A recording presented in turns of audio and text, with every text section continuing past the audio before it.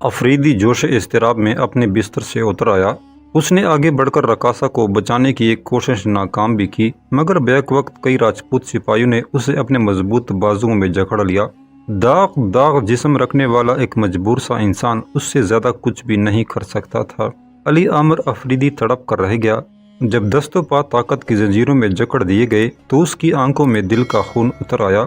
जुबान पर अभी कोई बंदिश नहीं थी, इसलिए अफरीदी चीखने लगा, मजलूम इंसानियत के बेरहम शिकारियों, उस खुदा के कहरो गज़ब से डरो जिसके तुमने लाखों शरीक तराश लिए हैं। हमारे यहाँ तो पागल कुत्ते के लिए भी ये हुक्म है कि उसे शमशीर के एक ही वार में हलाक कर दो, मगर तुम बेगुनाह लड़की के जिस्म के टुकड़े कर रहे हो।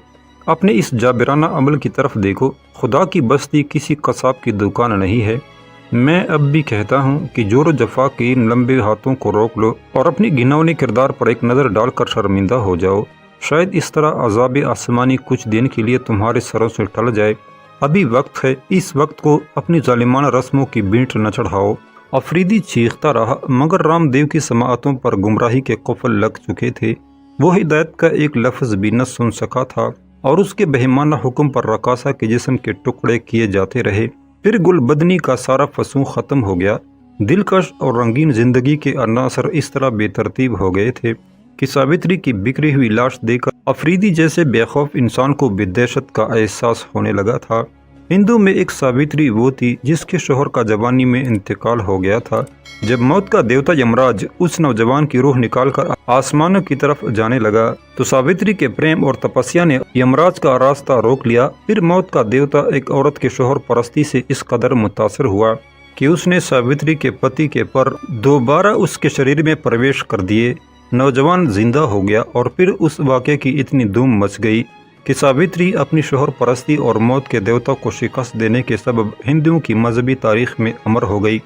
और दूसरी सावित्री वो थी जिसके सैकड़ों शोहर थे। वो भी एक शोहर की परस्तश करना चाहती थी, मगर समाज के राजपूत ठेकेदारों ने उससे ये हक छीन लिया और वो किसी दूसरे मर्द की जान बचाने के बजाय खुद अपनी ज़िंदगी से महरूम हो गई। अली आमिर अफरीदी ख्यालात में इस तरह घूमता जैसे उसकी याददाश्त खो गई हो। सावित्री के लर्ज़ाखेज़ कत्ल ने उसे राजस्थान की सरहदों से निकालकर कहीं दूर पहुंचा दिया था। फिर जब बहुत देर बाद अफरीदी को होश आया तो एक और क़यामत उसकी मुंतज़र थी। अली आमिर ने घबरा कर देखा, सावित्री की लाश के टुकड़े इस तरह फर्श पर बिखरे हुए थे और कमरे का दरवाज़ा बंद था। अफरीदी को एहसास हुआ कि जैसे रामदेव और उसके सिपाही कसदन सावित्री की लाश को उसके कमरे में छोड़कर जा चुके हैं और अपने जुल्म तशद्दुद में मजीद रंग भरने के लिए दरवाज़ा भी बंद कर गए हैं। अफरीदी का ये एहसास जल्द ही जिंदा हकीकत में तब्दील हो गया। उसने मुहाफ़िज़ राजपूतों को मुसलसल आवाज़ें दी, मगर बाहर से कोई जवाब नहीं आया। ऐसा मालूम होता था जैसे एक ख़ास मंसूबे के तहत मुसल्लह नगहबानों ने जवाब न देने का फैसला कर लिया है। इस औरत की लाश की और बेहुरमती न करो, इसे ले जाकर आग में फूंक डालो और मेरे कमरे से खून के निशानात साफ कर दो। मैं शाही सफ़ीर हूँ, उसके मर्तबे को पहचानने की कोशिश करो। ये जादूगर रामदेव जिसकी तुम किसी देवता से भी ज्यादा पूजा कर रहे हो, तुम्हें कहीं का न छोड़ेगा। फिर मैं कहता हूँ कि अनकरीब तुम पर हलाकत और बर्बादी का अजाब नाज़िल होने वाला है। तुम्हारे राजमहल की बुलंद और मजबूत दीवारें सुल्तान के कहरो जलाल से पानी के जाग की तरह बैठ जाएंगी। जुल्म की बुनियादों पर कोई पनाहगाह कायम नहीं रह सकती। दरवाज़ा खोलो और इस मजलूम लड़की की आखिरी रस्में अदा कर दो। अली आमिर अफरीदी पूरी ताकत से चीखता रहा, मगर उसकी दर्दनाक सदाएं पत्थर के उस मकबरे में गूंजती रहीं जहां एक रकासा की दरीदा लाश को अभी तक ज़मीन ने कबूल नहीं किया था। वो सुना करता था कि शाहों को, महाराजों को रक़्स बिस्मिल बहुत पसंद है। आज अफरीदी ने भी अपनी आंखों से वही रक़्स बिस्मिल देख लिया था। बड़े लोगों के कैसे कैसे अजीब मशगले थे। अफरीदी एक बार फिर लर्ज़ उठा, उसकी आंखें बंद थी और ख्यालात की सोजश दिलो दिमाग को फूंके दे रही थी। अचानक उसे लोबान की हल्की हल्की खुशबू का एहसास हुआ। अफरीदी घबरा कर उठ बैठा। मुक़द्दस धुएं का सफ़र नीम शब जारी हो गया था। कमरे के कुआड़ बंद थे, इसलिए रामदेव की अजमतों का निशान वो खुशबूदार धुआं अंदर दाखिल न हो सका, मगर अपनी शिद्दत के सबब इतना एहसास ज़रूर दिलाता रहा कि अहले चित्तौड़ सो रहे हैं और सितमगर व सफाक साहिर जाग रहा है। फिर रामदेव की क्रीह आवाज़ उभरने लगी, आग अमर है और हम इसी आग के पुजारी हैं। یہ وہ آگ ہے جو انکار کرنے والوں کو جلا کر بھسم کر دیتی ہے اور اپنے ماننے والوں کو نئی شکتی دے کر خود انہیں بھی امر بنا دیتی ہے۔ ہم نے آکاش کی جوالا کو اس قدر پوجا ہے کہ اب ہم خود بھی جوالا مکھی آتش فشاں بن گئے ہیں۔ اب ہمیں کوئی آگ نہیں جلا سکتی، اب ہم ہی نرگ ہیں اور ہم ہی سورگ۔ عرب سے آنے والی ملیچ سارے سنسار کو نرگ کی اگنی سے ڈرا کر انہیں ان کے درم سے بھٹکا سکتے ہیں، مگر ہم تو اپنے آپ ہی اگنی کا ایک سمندر ہیں، ہمیں کون جلا سکتا ہے؟ ہم بڑی بے چینی سے سلطان کی پرتیکشا کر رہے ہیں، وہ چتوڑ آئے اور ہمارے دیوتاؤں کی آگ کا ایندھن بن جائے۔ دہلی کے شاسک کو نہیں معلوم کہ ہمارے گیان کی اگنی کتنی بھوکی ہے۔ جب تک اسے ملیچوں کے شریر کا بھوجن نہیں ملے گا، یہ اس سمے تک بھڑکتی ہی رہے گی۔ آفریدی آج پہلی بار رام دیو کے منتر کی زبان سمجھ سکا تھا۔ کچھ دیر بعد رام دیو کی آواز دوبارہ گونجنے لگی۔ اب کی بار وہ اسی نامانوس زبان میں منتر پڑھ رہا تھا۔ آفریدی چند لمحوں تک حیران و پریشان رہا، پھر اس پر یہ راز فاش ہو گیا کہ رام دیو نے جان بوجھ کر آسان زبان استعمال کی تھی۔ وہ کوئی منتر نہیں تھا بلکہ ایک دھمکی تھی جسے رام دیو آفریدی کو منتقل کرنا چاہتا تھا۔ رام دیو کی یہ حکمت عملی بھی اسی منصوبے کا ایک حصہ تھی کہ علی عامر آفریدی راجپوتوں کی سیاسی قوت اور جادوگروں کی ساحرانہ طاقت سے متاثر ہو کر اپنے سلطان کو چتوڑ کی طرف آنے سے باز رکھے اور واضح الفاظ میں علاؤدین خلجی کو بتا دے کہ وہ ادھر کا رخ نہ کرے۔ راجپوتوں کا پورا علاقہ رام دیو کے طلسم کے زیر اثر ہے، اس لیے ناقابل تسخیر ہے۔ رام دیو کی عیاریوں کے مسلسل مظاہرے دیکھ کر آفریدی کے چہرے پر چٹانوں جیسی سختی ابھر آئی، لیکن یہ سختی بھی برسات کی اسی دھوپ کی طرح عارضی تھی جسے دیکھتے ہی دیکھتے سیاہ بادل نگل لیتے ہیں۔ آفریدی نے رام دیو کی آواز سے پیچھا چھڑایا تو ساوتری کا تن داغ داغ منتظر تھا، کوئی آئے اور اس کی مقتول جوانی کا مرثیہ پڑے۔ آفریدی کے سوا رقاصہ ساوتری کی موت پر نوحہ خوانی کرنے والا کون تھا؟ علی عامر نے ساوتری کے کٹے ہوئے سر کو دیکھا، اس کی آنکھیں کھلی ہوئی تھی جن میں خلش انتظار کا عکس تم کر رہ گیا تھا۔ آفریدی نے میدان جنگ سے لے کر شاہی مقتل تک بے شمار لوگوں کو زندگی سے محروم ہوتے دیکھا تھا، مگر ساوتری کے تو مرنے کی ادا ہی انوکھی تھی۔ کانتا نے بھی آفریدی کو رلایا تھا، لیکن ساوتری تو زندگی بھر کے لیے اس کے دل میں ایک رشتہ ہوا زخم چھوڑ گئی تھی۔ کوئی اس طرح بھی موت کو گلے لگاتا ہے؟ علی عامر آفریدی خود کلامی کے انداز میں اس طرح بول رہا تھا جیسے وہ ذہنی توازن کھو بیٹھا ہو۔ برباد پھولوں کو زمین پر گرنا ہی تھا تو میرے آنے سے پہلے گر گئے ہوتے۔ میری آنکھوں کے سامنے شاخ سے یہ رشتہ کیوں توڑا گیا؟ گرم ہواؤں کی بیداد گری کے فسانے مجھے کیوں سنائے گئے؟ میرے اختیار میں تو کچھ بھی نہیں، پھر جانے والوں نے اپنا یہ زہر میری سماعتوں میں کیوں اتار دیا؟ میں کوئی مسیحا تو نہیں کہ ایک زخم پر مرہم رکھ دیتا، مجھے رقص زنجیر کیوں دکھایا گیا کہ میرے ناتواں ہاتھ نغمگی کے پیروں کی بیڑیاں نہیں کاٹ سکتے ہیں؟ میں تو نامعلوم منزلوں کا مسافر ہوں اور اس لیے پیدا کیا گیا ہوں کہ راستوں میں صدیوں سے پڑے ہوئے سنگریزوں کی فریادیں سنتا ہوا گزر جاؤں۔ کس کی چیخ پر ٹھہروں کہ یہاں تو چیخیں ہی چیخیں ہیں؟ موسم کی سختیوں سے بے رنگ ہو جانے والے کس پتھر کی داستان سنوں کہ ہر پتھر کا سینہ اندر سے گرم موم کی طرح ہے؟ آفریدی بہت دیر تک اپنی مجبوریوں کا ماتم کرتا رہا، پھر وہ آہستہ آہستہ نیچے اترا۔ پورا کمرہ خون سے بھرا ہوا تھا۔ ساوتری کے بہنے والے لہو نے اتنی جگہ بھی نہیں چھوڑی تھی کہ کوئی شخص اپنے قدموں کو آلودہ کیے بغیر یہاں سے گزر جاتا۔ آفریدی کے تلوے بھی ساوتری کے خون سے تر ہو گئے۔ راجپوتوں کی نظر میں یہ ایک نیچ لڑکی کا خون تھا، وہ غیرت کی حرارت سے محروم ہوتا ہے، مگر جب اسی خون نے آفریدی کے پیروں کو چھوا تو شاہی سفیر کے دل و دماغ جل اٹھے۔ علی عامر کو محسوس ہوا کہ ساوتری کے خون میں اعلیٰ نسل راجپوتوں کے خون سے زیادہ گرمی تھی۔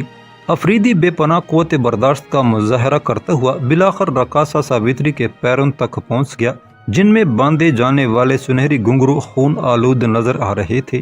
آفریدی چند لمحوں تک ان پیروں کو دیکھتا رہا جن کی گردش سے کبھی اہل حوث کے دل کی دنیا زیر و زبر ہو جاتی تھی، اور اب وہی پائے ہنائی کسی خاردار شاخ کی طرح کاٹ کر پھینک دیے گئے تھے۔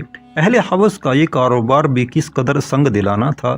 جسم جا کے تاجر رات کے اندھیروں میں گھنگروں سے ان کی جنکار کا سود وصول کرتے اور صبح ہوتے ہوتے انہیں اس لیے توڑ دیتے کہ آئندہ شب میں کوئی دوسری نوخیز پازیب ان کی سوداگری کا نشانہ بننے کی منتظر ہوتی تھی۔ آفریدی جھکا اور لرزتے ہاتھوں سے گھنگروں کو کھولنے لگا، مرنے کے بعد صحیح، مگر میں نے تجھے حوث پرستوں کی پہنائی ہوئی زنجیروں سے آزاد کر دیا۔ کل تیرے جسم کے ٹکڑوں کو نظر آتش کر دیا جائے گا، مگر اس طرح کہ تیرے پاؤں میں مجبوری و غلامی کی کوئی لعنت زدہ نشانی نہیں ہوگی۔ پھر میں تیری اس نشانی کو دہلی لے جاؤں گا۔ اگر زندگی نے وفا کی تو دوبارہ چتوڑ آؤں گا اور تیری قوم کی ایک ایک لڑکی کے پیروں سے گھنگرو کھول دوں گا۔ میں تیری نیم باز آنکھیں دیکھ رہا ہوں، تو آنے والوں کا انتظار کر رہی ہے۔ راکھ ہو جانے کے بعد بھی اپنی شبنمی آنکھوں کو کھلا رکھنا، آنے والے ایک دن ضرور آئیں گے۔ انہیں جادوگر رام دیو روک سکتا ہے اور نئے اعلیٰ نسل حوث کے پجاری بس ساوتری وہ آیا ہی چاہتے ہیں۔ میری سماعتوں میں ان کی آبدار شمشیروں اور گھوڑوں کی برق رفتاری کا شور گونج رہا ہے۔ ایک ذرا صبر کے فریاد کے دن تھوڑے ہیں۔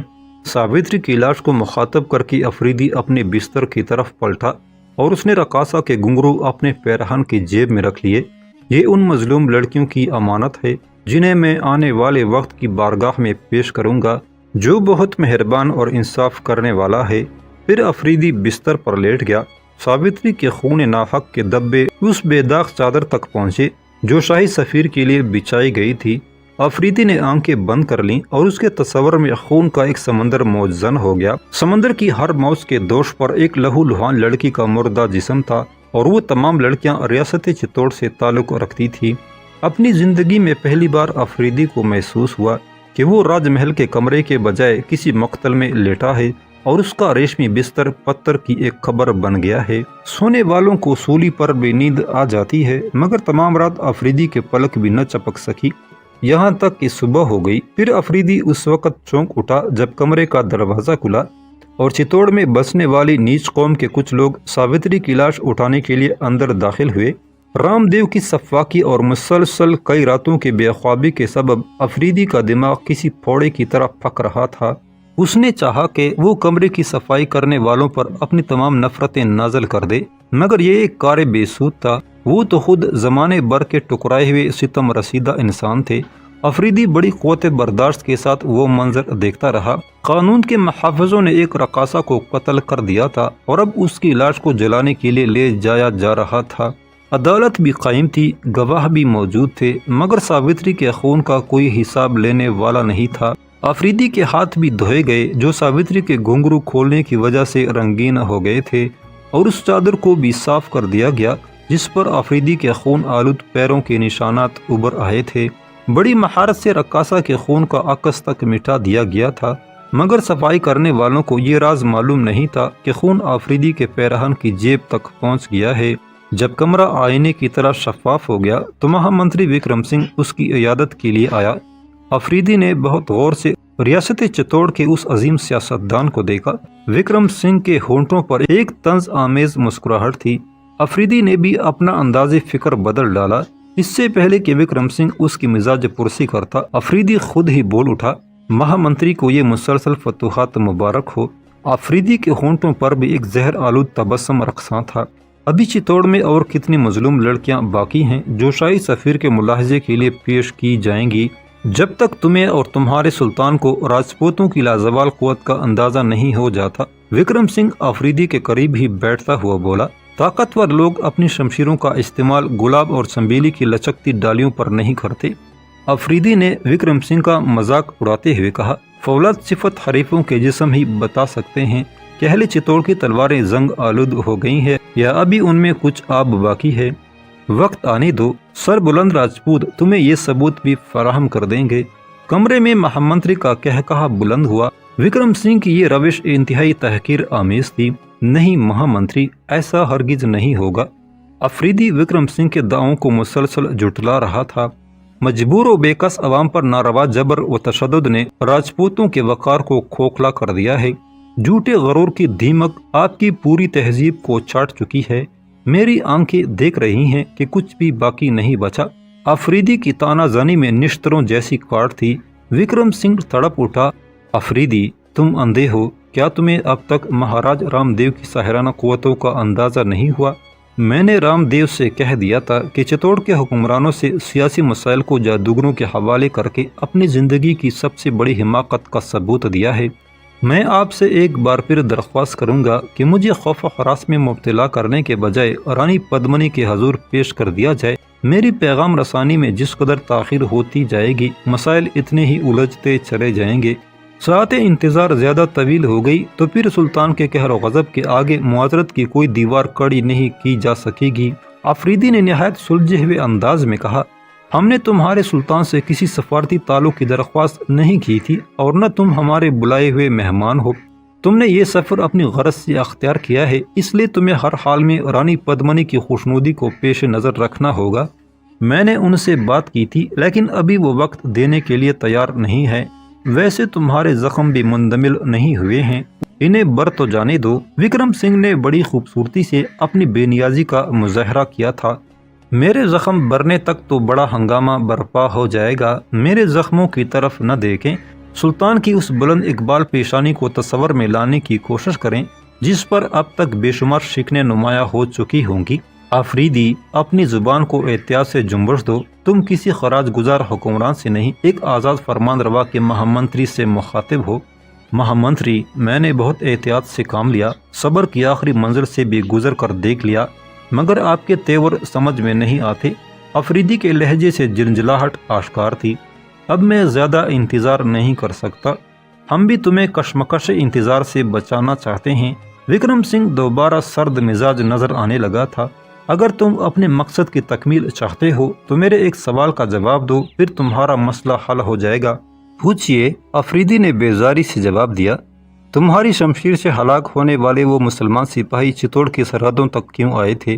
وکرم سنگھ نے پوچھا، اور آفریدی کے جواب دینے سے پہلے ہی اپنے سوال کو آگے بڑھا دیا۔ ہم اس راز سے واقف ہو چکے ہیں کہ مقتول سپاہی بھی سلطانی افواج سے تعلق رکھتے تھے، پھر یہ مصنوعی جنگ کیوں کی گئی اور تم زخمی ہو کر مشکوک حالت میں ہمارے سرحدی محافظوں تک کیوں پہنچے؟